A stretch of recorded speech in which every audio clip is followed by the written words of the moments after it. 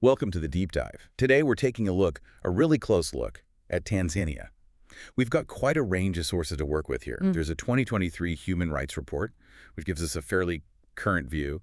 Then we've got some background from Wikipedia on German East Africa and the general history of Tanzania. Right, the broader suite. Exactly. Plus, there's material from Tanzania's UN mission in Geneva, an article on the Zanzibar Revolution in '64. A really pivotal moment. Definitely. Yeah.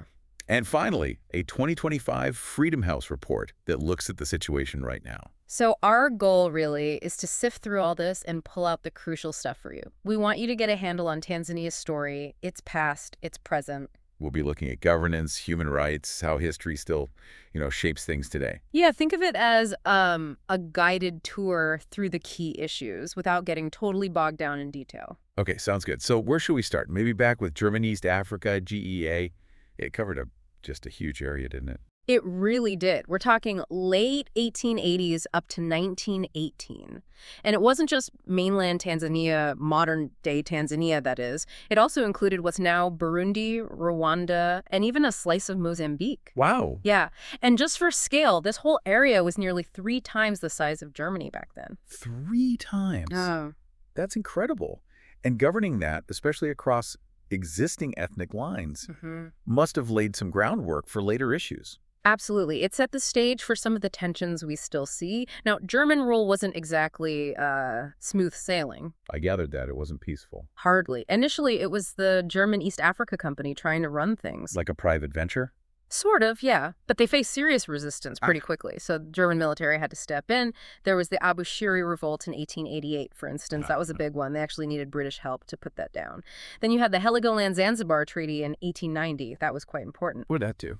Well, Germany got the island of Heligoland up in the North Sea. And in return, they basically acknowledged British influence elsewhere, and crucially, it defined the border between German East Africa and British East Africa. Drawing lines on the map. Pretty much. Though, interestingly, those borders weren't actually properly surveyed on the ground until, like, 1910? So a bit arbitrary for a while. Right. Lines on a map that suddenly affect real people. Yeah. I also read some, pretty grim stuff about how the Germans expanded their control. Yeah, unfortunately, that's true. The methods used, especially under guys like Karl Peters, were often brutal. Karl Peters. Yeah. He even earned a Swahili nickname, Mkono wa Damu. Which means? Man with blood-stained hands. Wow. That says a lot. It really does. There are accounts of, villages being destroyed, terrible cruelty, widespread abuse. It was a violent period. Chilling name. Yeah. So how did this German chapter end? World War I, basically. Germany lost the war. And the colony. By 1919, it was carved up. Britain, Belgium, Portugal, they divided the territory between them. Under what authority? Under League of Nations mandates. These were set up to administer territories taken from the losing side in the war. So GEA ceased to exist. And the languages during that time? German was official. German was official, yes, but Swahili and Arabic were very widely spoken. And in terms of religion, you had Islam, traditional African beliefs, and Christianity all present. A complex picture even then. So a relatively short period, German rule, but clearly very impactful. Yeah. What about the longer history?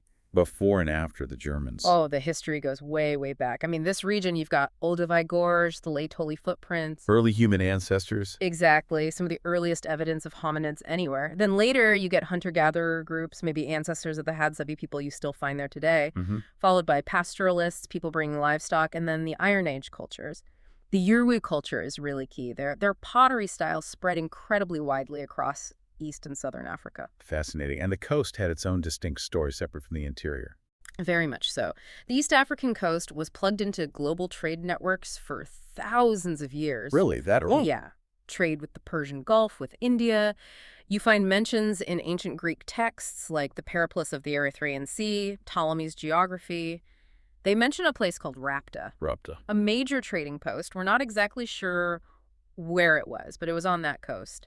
Later on, you get strong influence from Omani Arabs. Zanzibar becomes this huge trading hub. Including, sadly, the slave trade. Yes. Zanzibar became a major center for the Indian Ocean slave trade, which is a dark part of its history. Control of the coast shifted too. Portuguese were there for a while, then the Omanis again, before the Europeans really arrived in force. It really sounds like resisting foreign control is a constant thread in this history. You're absolutely right. It's a powerful theme. Under the Germans, you had the Hihi people, led by Chief Mkwawa. They put up incredible resistance. Okay. And then there was the Maji Rebellion in the early 1900s. That was another massive uprising against German rule. Maji. Yes. And honestly, the records show something like 50 separate military clashes against the Germans just between 1888 and 1896. Resistance was widespread and persistent. Wow. So after the Germans lost WWI, Britain took over Tanganyika, as it was called then. That's right. First as a League of Nations mandate, then later it became a UN trust territory after World War II. And what was British rule like? Well, the British set up a legislative council. Over time, they increased African representation on it, but slowly. Economically, the big focus was cash crops. Like coffee, cotton? Things like that, yeah. They also encouraged farming cooperatives. But for most Africans, living conditions didn't improve much. They remained pretty poor. But this must have been the time when the push for independence really started gathering steam. Exactly. African nationalism really took root. The key figure here is Julius Nyerere. Nyerere, of course. And his party, TNU, the Tanganyika African National Union, they were the driving force. Okay. Their campaigning, their organizing, it led to internal self-government in 1961, and then full independence later that same year. And their motto? Uhuru na Umoja, freedom and unity, became the guiding principle for the new nation. Freedom and unity. Okay. Yeah. Now, Zanzibar. Its story is different again, isn't it? Leading up to the union with Tanganyika. Very different. Zanzibar had its own path. Portuguese rule, then Omani Arab rule. It became a British protectorate in 1890, but still had its own sultan. The Sultan of Zanzibar? Famous for spices. Exactly, the Spice Islands. It got independence from Britain in December 1963, but then just a month later, January 1964, revolution. The Zanzibar Revolution. That sounds dramatic. It was, led by a figure named John Okello. It overthrew the Sultan and the Arab-dominated government. Why did it happen? What were the causes? Deep roots, lots of racial tension, economic inequality. The African majority, the Afro-Shirazi population, felt politically shut out. Right. There was also resentment over what they saw as an Arabization policy in government jobs and so on. So it was a mix of factors. And it was violent. Yes, sadly, it was swift, but thousands were killed and many others fled the islands. A very tumultuous event. And this upheaval, this revolution, is what led directly to Tanzania. Precisely. Just a few months later, in April 1964, Tanganyika and Zanzibar agreed to unite, forming the United Republic of Tanzania. That's it. Nyerere became president of the united country, and Abed Karume, the leader from Zanzibar, became the first vice president. And initially, Tanzania went down a socialist path. Yes, under Nyerere's policy of Ujamaa, it emphasized self-reliance, communal villages, a distinct socialist experiment. Okay, that brings us much closer to the present. Let's shift focus to the human rights situation. Those recent reports, 2023 and 2025, they sound, well, quite worrying. They do paint a concerning picture, yes. Freedom House, for example, actually downgraded Tanzania's status. Downgraded how? It went from partly free in 2024 down to not free in 2025. That's a significant change. Why? A major reason cited was the government's actions against the Maasai community. Things like changing voter registrations as part of this effort to move them out of areas planned for game reserves. Targeting a specific group like that. Exactly. It suggests a worrying trend where state interests or perceived state interests are prioritized over basic rights. That shift to not free is a serious signal. And what about elections? The reports raised flags there too, didn't they? Yes, the 2020 elections, both on the mainland and in Zanzibar, drew a lot of criticism. I got a criticism. Credible reports from observers both inside and outside Tanzania pointed to significant problems. Things like fraud, intimidation of voters, and opposition figures. Restrictions were placed on opposition parties, making it hard for them to campaign freely. And there were serious allegations of bias against the National Electoral Commission. Has anything changed there? I saw mention of reforms. Yes, the NEC was reformed into the Independent National Electoral Commission, the INS, in 2024. But, concerns remain about how much real independence it has from political influence. We'll have to see. Okay. The reports also mentioned issues with basic political rights, things like disappearances. Regrettably, yes. There have been documented cases of enforced disappearances of political activists. Names like Dusted Soka, Dionis Kipanya, Elia Kibao was another. And he was later found dead, tragically, with signs of severe torture. That's horrific. It is. And peaceful protests have also faced harsh responses. Such as? The Maasai protests against the evictions we mentioned, also a Youth Day demonstration. Reports described violent repression by security forces. Even just holding rallies has become difficult, with permits for opposition gatherings often being canceled at the last minute.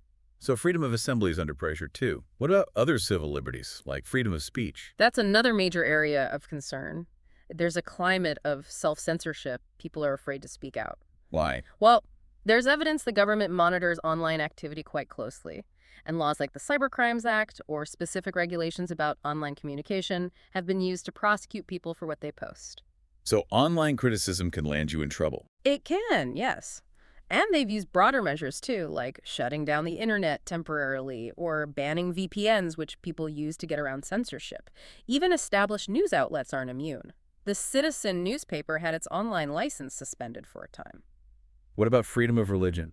Generally, it's respected, but there are tensions. Sometimes the government seems to use religious issues or target religious figures when it suits their political aims. There was even a concerning incident involving police action inside a Catholic church. And NGOs, Yeah. civil society groups. They face restrictions, too. Reports talk about legal harassment, making it difficult for them to operate freely and advocate for rights. Freedom of association is definitely under strain. Moving on to the rule of law itself. Mm-hmm.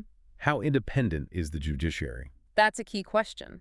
Judicial independence is seen as lacking. Some judges are political appointees, and the whole system is reportedly underfunded. Which makes it vulnerable. Potentially, yes. Vulnerable to political pressure. And then there are other reports of police abuse, even torture, especially, again, linked to the Maasai situation or around big commercial projects like mines. And corruption. Does that play a role? Yes, unfortunately. Corruption is reported within the justice system itself, bribes influencing bail decisions or how cases are handled, particularly at lower court levels. Okay.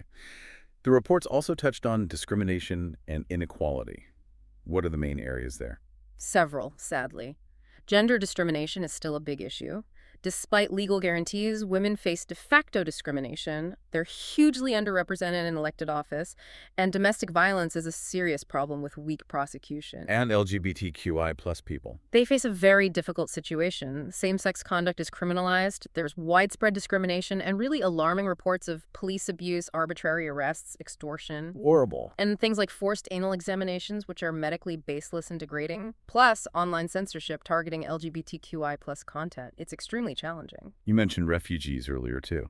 Yes, there have been reports of forced repatriation, particularly of Burundian refugees, sending them back against their will. And the Maasai again, besides the evictions. It's a whole pattern. Forced evictions from ancestral lands in places like Ngorongoro, being disenfranchised through those voter registration changes, being denied basic services, water, schools, healthcare, and, as we said, violent repression when they protest. It's a really acute situation for pastoralist groups. What about labor rights? How are conditions for workers? It's mixed, but there are concerns. The minimum wage, while above the national poverty line, is often below international standards for extreme poverty. Okay.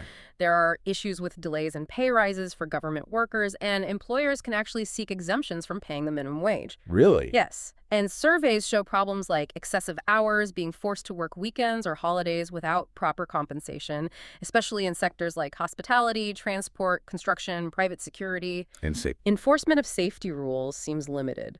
Workplace injuries happen, including to domestic workers who are often quite vulnerable. Plus, people in the informal economy, which is huge, often miss out on social safety nets. And you mentioned corruption earlier.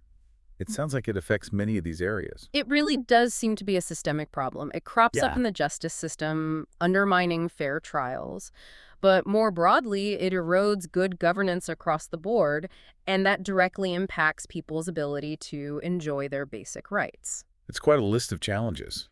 Depressing, really, to hear about this apparent backsliding. Yeah. How does Tanzania position itself internationally on human rights? Well, this is where it gets interesting. Officially, Tanzania states that defending human rights is a core part of its foreign policy. Really? Yes, and they actively participate in the UN Human Rights Council system. They've gone through all the universal periodic reviews. That's where every UN member state's record is examined. They're currently meant to be implementing recommendations from their last review.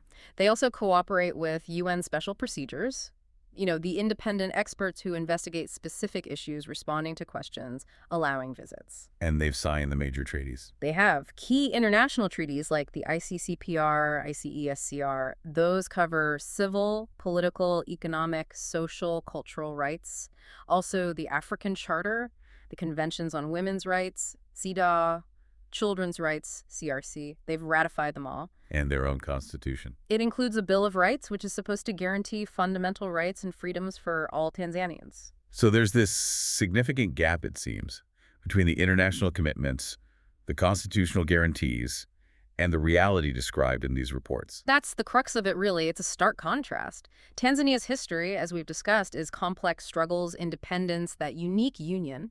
But these recent reports suggest a definite negative trend, a decline in democratic space and respect for human rights. It leaves you with some big questions, doesn't it?